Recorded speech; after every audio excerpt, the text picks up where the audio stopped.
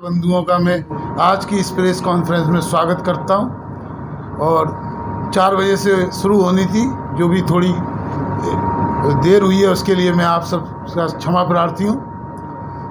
मेरा नाम है ध्रुव अग्रवाल और मैं कम से कम 19 साल की उम्र से, यानी 30 साल से, मैं 30-32 साल से सामाजिक कार्यों में और राजनीतिक कार्यों में लगा हुआ हूं।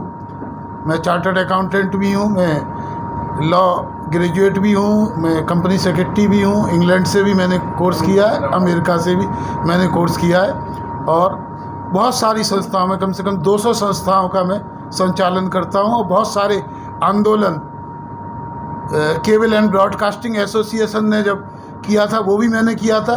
पत्रकारों के साथ अन्याय भी जब हिंदुस्तान टाइम्स ने किया था, तो मैं सन 88 से आंदोलन कर रहा हूँ। 95 से मैं तालकटोरा स्टेडियम में रोजगार सम्मेलन और साथ ही साथ परिचय सम्मेलन कर रहा हूँ। देश विदेश सभी जगह में, इंग्लैंड, चाइना, वियतनाम और थाईलैंड के अंदर वहाँ की सरकारों ने मेरे को सम्मानित किया। हिंदुस्तान में 3 राष्ट्रपति, 2 प्रधानमंत्री और काफ़ी लोगों से सम्मानित। मैंने 100 किताबें भी लिखी हैं। क्रूसेड इंडिया जो मूवमेंट है, shaping India of our dream, forgotten constitution और symbols, India in symbols, only the judiciary can save, ये सब आंदोलन मैंने चलाए करीब 25 साल से। लेकिन मैंने जाना कि जुडिशरी भी नहीं, हम लोग केवल जनता और शासन इस देश के अंदर, जब तक जनता साथ नहीं होगी, जब तक राजनीति नहीं होगी, बिना सत्ता के इसके अंदर सुधार नहीं किया जा सकता। राजनीति एक दलदल है, लेकिन हमें इसमें उतरे बिना इसको साफ नहीं कर सकते। इस उद्देश्य से हम लोग इस राजनीति में आए हैं। मैं अभी आपका परिचय करा देता हूं। मेरे साथ हैं सरला जी, जो कि स्कूल चलाती हैं, प्रिंस पब्लिक स्कूल की चेयरमैन है और हमारी इस पार्टी की ये दिल्ली प्रदेश की महासचिव हैं। सुरेंद्र भाटिया जी हैं, इनका बहुत सारा इतिहास है सामाजिक कार्यों का। इनके पिताजी भी बहुत बड़े इंडस्ट्रियल एसोसिएशन के अध्यक्ष रहे और हरिकृष्ण बल्ली जी को भी टिकट दिलाने में इनके पिताजी की बहुत बड़ी भूमिका रही हैं। सुरेंद्र भाटिया जी। आप हैं पीसी गुप्ता जी, आप मीडिया से, प्रेस ट्रस्ट से थे, उसके बाद में आपने आंदोलन में, किताबें लिखने में और क्या क्या व्यापारियों की समस्याएं हैं उन सब में काफ़ी बढ़ चढ़ के हिस्सा लिया। अच्छा सिंह जी हमारे युवा नेता हैं। युवा क्या सोचता है, जिधर जवानी चलती है उधर जमाना चलता है। तो युवाओं के लिए हमारे अच्छा जी हैं, जो कि युवाओं को इस संगठन के साथ जोड़े हुए हैं। हालांकि हमारे साथ भगत सिंह सेना, क्रांति सेना और बहुत सारी सेना, राजगुरु सेना हमारे साथ जुड़ी हुई है। लेकिन आज प्रेस कॉन्फ्रेंस में, क्योंकि हम लोग केवल कुछ ही लोगों को बुलाना था, क्योंकि बहुत ज़्यादा लोगों को बुलाना नहीं था, इसलिए वो सब भी आएंगे, आपसे परिचय कराएंगे। आज की इस प्रेस कॉन्फ्रेंस का उद्देश्य आप सबको ये बताना है कि क्रूसेड इंडिया के द्वारा जो हम लोगों ने आंदोलन किए और साथ ही साथ 1000 से ज़्यादा NGO से हम लोगों का संबंध है और 200 संस्थाओं का मैं खुद चेयरमैन अध्यक्ष हूँ। लेकिन अब हमको लगता है और राजनीति में उतरेंगे और राजनीति के अंदर उतर के हमें दिल्ली से शुरुआत करनी है। दिल्ली के अंदर, जैसा कि आपको पता है, पिछले सालों से राजनीति नूरा कुश्ती में बदल चुकी है। 3 सरकारें, MCD, केजरीवाल सरकार जो कि दिल्ली सरकार है, और केंद्र सरकार एक दूसरे पर दोषारोपण करके आज उस दिल्ली को, जो देश की राजधानी है, उसकी हालत ऐसा कर दिया है कि उसको देखकर पूरा विश्व हम पर हंस रहा है। जिसके अंदर पानी के टैंकर से किलोमीटर लंबी लाइनें लगती हैं, जिसके अंदर सदर बाजार के अंदर नाले से भी गंदा पानी आता है, और वो ही सरकार में लोग हैं। विजय गोयल जी कभी मटका फोड़ आंदोलन करते हैं, लेकिन आंदोलन कर रहे हैं वो लोग जो सरकार में हैं लेकिन काम नहीं कर रहे। आंदोलन जनता करती है, व्यापारी करते हैं, व्यापारियों के आंदोलन को हाईजैक करते हैं। लेकिन हम पूछना चाहते हैं, आप सत्ता में हैं, आपकी डायरेक्ट प्रधानमंत्री से पहुँच है, आपको प्रधानमंत्री जिस संस्था के चेयरमैन है उसका आपको वाइस चेयरमैन बनाया गया विजय गोयल जी को, तो आप प्रधानमंत्री के साथ डेली अटैच हैं। उसके बाद मटका आंदोलन से आप किसको जगाना चाहते हैं? इसी तरह केजरीवाल हैं, उनके पास शासन है, वो कहते हैं कि केंद्र सरकार हमको मदद नहीं करती। अरे जब आपको पता था चुनाव लड़ते समय कि दिल्ली के अंदर कितनी आपकी शक्ति है, आप पढ़े लिखे आदमी थे, कोई अनपढ़ आदमी नहीं थे, आपको पता था, और आप समझते हैं कि उन लोगों के खिलाफ हम लड़ाई लड़के आंदोलन करके उनसे ही मदद मांग के हम वादा कर सकते हैं, ऐसा नहीं हो सकता। इस समन्वय की कमी के कारण आज ये हालत है कि सारे व्यापारी संगठन ने, मैं व्यापारियों का राष्ट्रीय नेता हूँ, एक संस्था का राष्ट्रीय अध्यक्ष हूँ, और जो सबसे पुरानी संस्था उद्योगों की है, जो सन 1941 में बनाई थी, हमारे जो भारत रत्न इंजीनियर डे जिनके नाम से मनाया जाता है, विश्वेश्वरैया जी, उसका भी मैं उत्तर प्रदेश बोर्ड का चेयरमैन हूँ।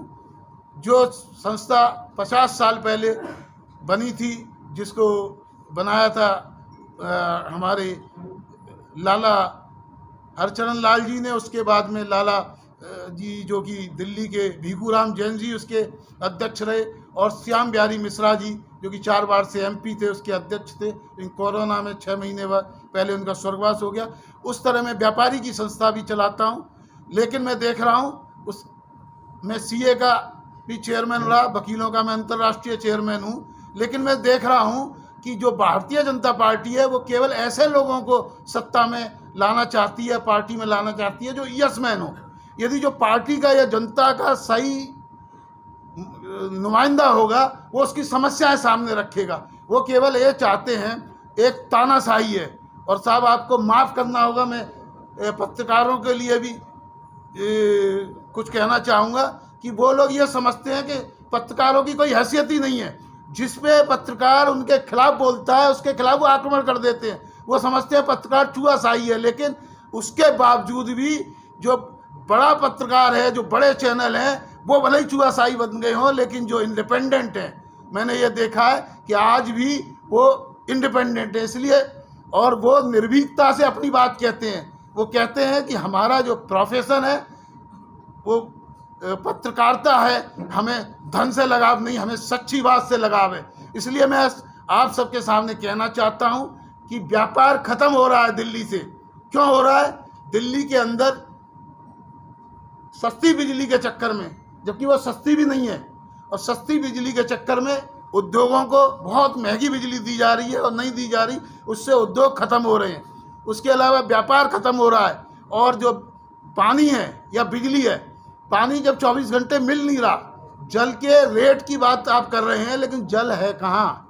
लोग कई टैंकर में, केवल यहाँ से 1 किलोमीटर दूर जाइए, न्यू अशोक नगर है, वहाँ मैं निकलता हूँ तो एक टैंकर लगा होता है, हजारों लोग लाइन लगा के, हम लोग लगता है कि 100 साल पहले आदमकाल जिंदगी में जी रहे हैं। वो भी कहाँ पर?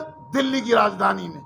सड़कों का हाल ये है, गंदगी इतनी ज़्यादा है, NGT का इशू हो या कुछ भी हो, सब जगह सड़कें टूटी हुई पड़ी हैं।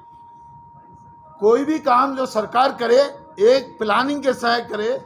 पढ़े हुए लोग हैं, इंजीनियर भी हैं, वो CPM पार्ट की पॉलिसी होती है, एक चीज़ को कंप्लीट करें, उसके बाद दूसरी चीज़ खोदें। हर जगह जगह सड़कें खोद के डाली हुई हैं। वेयर हाउस पूरे दिल्ली के अंदर उद्योग तो बहुत कम है, व्यापार चलता है, व्यापार के लिए थोक बाजार है। अब थोक बाजार के अंदर वो कहते हैं कि गोदाम तो कहीं बनाए नहीं, अब माल कहाँ रखें? जहाँ माल रखते हैं वहाँ छापा लगते हैं। इतना ज़्यादा भ्रष्टाचार हो चुका है कि उस भ्रष्टाचार के कारण सब उद्योग वहाँ से जब चले जाएंगे, जब उद्योग ही नहीं रहेंगे तो कहाँ से रेवेन्यू मिलेगा? जब रेवेन्यू नहीं मिलेगा तो देश का विकास कैसे होगा? वहाँ का यदि आप बातें तो कर रहे हो, नारों से केवल विकास नहीं होता। विकास के लिए जो अनऑथोराइज्ड कॉलोनियाँ हैं, मैं वहाँ की national alliance of RWA, Kejriwal ji तो बहुत बाद में आए, हम इस नोएडा की भी फेडरेशन ऑफ RWA का फाउंडर हूँ। मैंने ही वो यहाँ की रजिस्टर्ड कराई थी, जो हो नहीं सकती थी। उन्होंने कहा रजिस्ट्रार के अंदर कि आदमियों की संस्था रजिस्टर्ड हो सकती है, संस्थाओं की संस्था का कोई प्रोविजन नहीं है, लेकिन हमने संघर्ष करके वो कराई।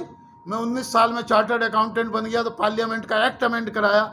इसी तरह मैं कम से कम 100 एक्ट के अंदर 1000 संशोधन करा चुका हूँ। और सबसे पहले इसी नोएडा के अंदर जब मैं चेयरमैन था सीए का, केजरीवाल जी को भी बुलाया, तब उन्होंने 3 बातें कही थी। मेरे को लगा एक इनकम टैक्स ऑफिसर है, इनकम टैक्स की नौकरी छोड़ के आया है। उन्होंने कहा था कि हम इस बीपीएल का विरोध करते हैं, ये गरीब कार्ड, ये भिखारी मॉडल हमको नहीं चाहिए। लेकिन सबसे पहले, जैसा कहते हैं ना, बुरी मुद्रा अच्छी मुद्रा को चलन से बाहर कर देती है, उन्होंने अच्छी चीज़ें हटा के बुराइयों को अपना लिया। और बुरी चीज़ें यानी सब्सिडी एक टेम्परेरी हो सकती है। आप एक पौधे को शुरू में खाद और शेड दे सकते हैं, लेकिन यदि ये परमानेंट हो जाए तो कौन काम करेगा? कौन काम करेगा? वो केवल ये कहेगा कि मैं गरीब दिखाऊं, होड़ चल रही है, मैं कितना गरीब हूँ। कुछ जगह यूपी में तो जो लोग हेलीकॉप्टर में शादी करते हैं उनने भी बीपीएल कार्ड बनवा रखे हैं। और इसी तरह हर जगह चल क्या रहा है? फेक किसान जो अरबों अरबों के मालिक हैं वो इनकम टैक्स का फायदा ले रहे हैं। ये जो सरकार है, दोनों ही सरकार है, नरेंद्र मोदी जी जिनने नोटबंदी लाई, क्यों लाई? क्योंकि जो 10 लाख करोड़ का जो घोटाले के जो 20 आदमी थे, उन 20 आदमियों पे हाथ डालने की जगह उन्होंने कहा हम सारी दुनिया पे हाथ डालेंगे। आपका मतलब ये है कि उनसे डर की वजह से पूरी सारी दुनिया पे हाथ डालेंगे। इसी तरह केजरीवाल जी है, केजरीवाल जी लाए जन लोकपाल बिल, जिसमें उन्होंने कहा कि मंत्री नेताओं और एमपी पे क्या होगा, एक्शन करेगा लोकपाल। बाद में उन्होंने कर दिया कि इवन 4th क्लास एम्प्लॉय तक, जब करोड़ों लोगों को आप जन लोकपाल के अंदर में लाएंगे तो बड़े आदमी तो साफ निकल जाएंगे, छोटे फंस जाएंगे। तो यहाँ काम क्या हो रहा है? यहाँ काम हो रहा है थोक में, गैस वर्क में। इसी तरह क्या हुआ, दलितों के उत्थान की बात करते हैं। दलितों के उत्थान में भीमराव अंबेडकर जी खुद गलती कर गए। भीमराव अंबेडकर जी ने क्या किया, उन्होंने रिजर्वेशन किया, बोले 10 साल के लिए रिजर्वेशन है। उसके बाद में क्या हुआ, खुद आरक्षित सीट से इलेक्शन लड़ गए और इलेक्शन लड़ने के बाद में हार गए। तो मैंने जब एक बार बुद्ध प्रिमोर जी से बातचीत हो रही थी तो उन्होंने कहा कि जब वो हार गए तो मैंने उनसे कहा कि बहुत अच्छा हुआ भीमराव अंबेडकर जी, आप इलेक्शन हार गए, क्योंकि आप एक गरीब दलित का हक मानने जा रहे थे। एक गरीब दलित जिसको आरक्षण मिलना चाहिए था, उसको भीमराव अंबेडकर जैसा पावरफुल आदमी उसका हक मानने जा रहा था। तो यही आने वाले समय में होगा और वही आज हो रहा है। आज क्या हो रहा है, क्रीमी लेयर है जो आईएएस है, आईएएस दलित का बच्चा एक गरीब दलित को आगे नहीं आने दे रहा है, क्योंकि रिजर्वेशन का फायदा वो उठा रहा है। इसी तरह सबसे ज्यादा जो शोषण हो रहा है दलितों का, वो शोषण कौन कर रहा है? वो जो दलित पावरफुल लोग। इसी तरह मैंने अभी मुद्दा उठाया था कि मुसलमानों का वक्फ बोर्ड में जो धर्म गुरु हैं वो उसका शोषण कर रहे हैं गरीबों का। इसी तरह हर धर्म में, हिंदू धर्म में भी कुछ लोग बन गए हैं बहुत बड़े बड़े धरोहर। इसी तरह उद्योगों में पिछले जब से कोरोना हुआ है, हिंदुस्तान के 10 घरानों की इनकम हर साल 1 लाख करोड़ से ज़्यादा बढ़ गई। उनके शेयर मार्केट कहाँ जा रहा है? लेकिन जो मध्यम क्लास है, जो रोजगार देती है, उस रोजगार को ख़त्म कर दिया गया। तो ये पूरे आंदोलन के साथ जो क्रूसर इंडिया चल रहा था, अब आप कहेंगे ये पूरे देश की बात हो गई। दिल्ली के अंदर सबसे बड़ी नूरा कुश्ती यदि इन तीनों की होती रहेगी, म्यूनिसिपैलिटी की, केजरीवाल की और भारतीय जनता पार्टी की, तो इस दिल्ली का ना उत्थान हो सकता, ना दिल्ली के अंदर विकास हो सकता। आप सल्ला जी बैठी हैं, इनका आर जोन के अंदर है। कम से कम 10 साल पहले ये पॉलिसी आई थी आर जोन की, आज भी यूं की त्यों रोक लगा दी है हर काम में, क्योंकि जो सरकार है उसका काम ये हो गया है रोक लगाना, ना कि कार्य करना। उसकी वजह से ना वहाँ पर सड़क है, ना वहाँ सुरक्षा है। नया बाजार और सदर बाजार जैसे जगह पे जो इतना जितनी पॉपुलेशन है, इतना भीड़ रहता है, वहाँ चोरियाँ हो रही हैं, वहाँ डकैतियाँ हो रही हैं। अभी क्या हुआ, सारे व्यापारियों ने दिल्ली के ने नोटा लगाया। उन्होंने कहा है बाकायदा